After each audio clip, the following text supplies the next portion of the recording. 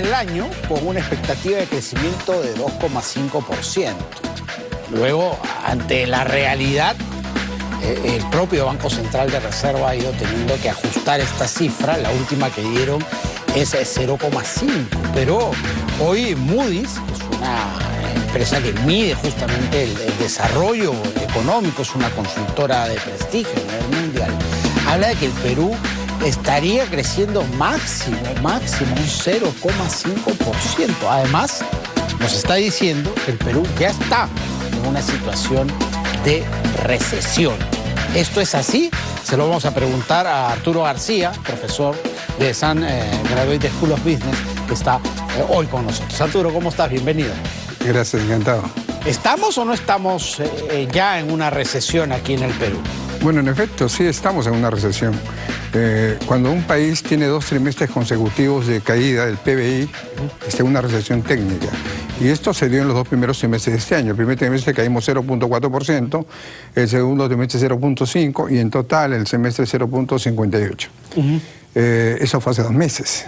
Sin embargo, hace 2 meses no se reconocía, había discusión de si estábamos o no estábamos, porque seguía creciendo el empleo y el consumo, pero sí desaceleradamente. Le ha costado al Estado darnos esa mala noticia, Así es. ¿no? Lo importante es que ya lo ha reconocido y bueno, ya sobre eso va a tener que tomar acción para ver cómo potenciar la economía, ¿no? Ahora, ¿cómo se sale de un proceso de recesión? Más allá del tema numérico, que es obviamente revertir las cifras y no decrecer, sino crecer, pero ¿cómo se llega a ese punto?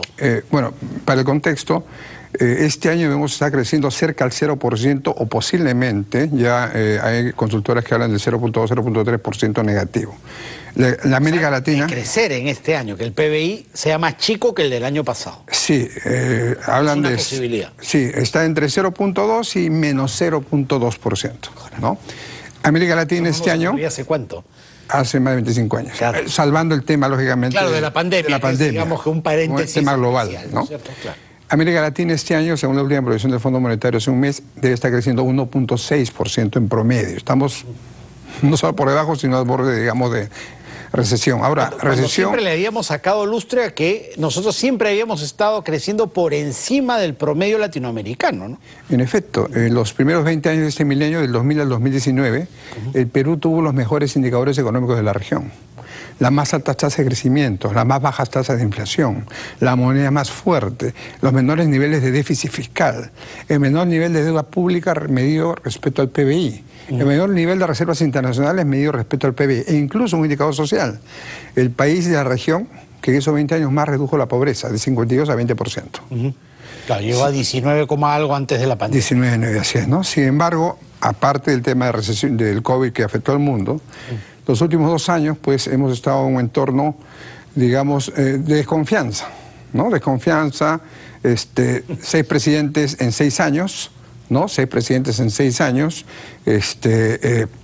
y lógicamente... Eso nos rompió además, y esto es muy importante decirlo, esa falacia de las cuerdas separadas, ¿no? Siempre, no, la política es una cosa, la economía es otra, eso va por cuerdas separadas, no pasa nada, la política no afecta a la economía.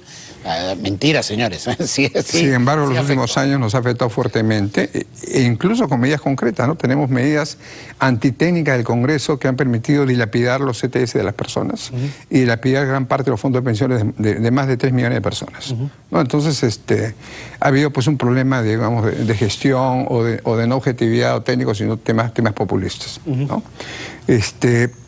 Bueno, este año... ¿Cómo nos sacudimos de eso desde dentro? Bien. Porque hay factores internacionales que no podemos controlar, pero algo podemos hacer desde aquí adentro, ¿no? El mundo ha estado estos últimos 2 años en una tormenta perfecta. La más alta inflación de los últimos 40 años, incremento de las tasas de interés fuertes que han aumentado mucho el costo del crédito y desacelerado las economías. Claro. Tratando de frenar la inflación. Tratando de frenar la inflación, escasez de suministros y ahora guerras, ¿no? Ucrania-Rusia y ahora el conflicto pues, bélico del Oriente, ¿no? Pero dentro de esta tormenta perfecta en el mundo, Perú mitigó en parte ese escenario gracias a los precios de los minerales. El cobre y el oro representan el 50% de las exportaciones peruanas. Y de marzo de 2020, que empieza la pandemia, a la fecha, el cobre se ha incrementado de $2.20 la libra a 3.80, ¿no? Y el oro de 1.600 a 1.900 dólares. Entonces, es un metal refugio. Eso ha mitigado, es un activo refugio. El dólar se ha incrementado los últimos 2 meses en el año por un tema de activo refugio y el oro también lo viene haciendo, ¿no? Ahora, la economía es como un avión que tiene 4 motores. Consumo, inversión privada, gobierno y comercio exterior. De esos 4 es como un avión. Si un avión, 1 o 2 motores no van al mismo reloj, el avión no planea, no vuela como debe volar, tiene altibajos o de repente un siniestro. Si en la economía 1 o 2 motores de la economía no crecen al mismo ritmo que los demás, la economía no crece como debe crecer, como podría crecer. ¿Qué ha pasado con los motores? Los motores son, uno, el consumo. En el consumo, el año pasado, por ejemplo, el consumo en el Perú creció 3.6%. Este año está creciendo a la tercera parte, 1.2%. O sea, ha seguido creciendo y por eso el MEF decía, no hay recesión porque sigue creciendo. Pero se ha desacelerado fuertemente, por varios factores. Inflación, inundaciones, conflictos sociales, todo ello. Falta de confianza, digamos, en el gobierno. No solo en el tema económico, sino en el tema, por ejemplo, de seguridad que comentabas hace un momento, ¿no? El tema de la inversión pública. El año pasado la inversión pública creció 7.1%. Este año debe estar creciendo solo 1.5%.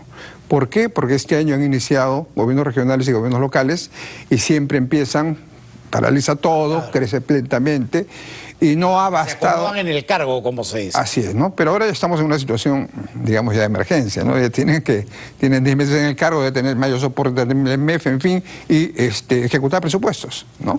¿Y cómo ahí, por ejemplo, desde el gobierno central, con los técnicos del gobierno central, del MEF, se puede ayudar a los gobiernos locales para que sean más eficientes lo ha hecho... Si es que ellos no tienen esa capacidad de gestión, en todo caso. Bueno, lo ha hecho antes el MEF, lo hace, pero creo que debe intensificar eso en apoyo, envío de equipos técnicos a distintos gobiernos regionales, decirle cómo, municipios, ¿no? Para agilizar, digamos, el tema de formulación y ejecución de proyectos. Correcto. Porque recursos tienen, lo que no tienen es capacidad de ejecución, ¿no? El tercer motor, la inversión privada. La inversión privada del año pasado cayó 0.5%. Este año el BCR en su última proyección estima que va a caer 5.3%. ¿Por qué? Por el tema de desconfianza o falta de estabilidad para la inversión privada, ¿no? El único motor que está funcionando es el comercio exterior, gracias a las exportaciones, a los minerales, pero no basta, ¿no? Entonces, el gobierno tiene para empezar que imprimir confianza en los agentes económicos, no solamente privados, sino también en las personas, y a través de una gestión eficiente no solamente en el tema económico, sino en el tema de seguridad y otros, ¿no? Claro, porque además todo lo que tú dices revierte en un tema de poca generación de empleo, ¿no? Que finalmente eso sí ataca el bolsillo de la gente. Así es. Directamente. El empleo, si bien es cierto, sigue creciendo, pero está creciendo a tasas menores. No es suficiente para resolver la mayor oferta de trabajo que hay año a año, ¿no? Y las personas lo que requieren es empleo, un ingreso constante, y eso lo da la inversión privada.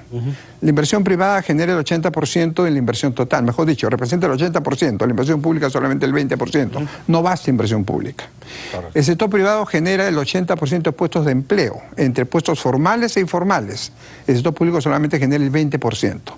Los 18 millones de peruanos que trabajamos, solamente hay 5 millones formales, donde 3,5 millones es privado y 1,5 millones, o 4 millones privado y 1,5 de Estado, y cerca pues de 13 millones...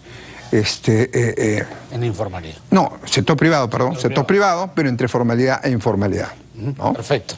Está ahí el diagnóstico, entonces. Muchísimas gracias, Arturo, por haber estado aquí. Un gusto, Giancarlo. Muchísimas gracias. Arturo García, profesor de Sangrado y de Escudos Business, ha estado con nosotros. Cerramos así nuestro bloque económico.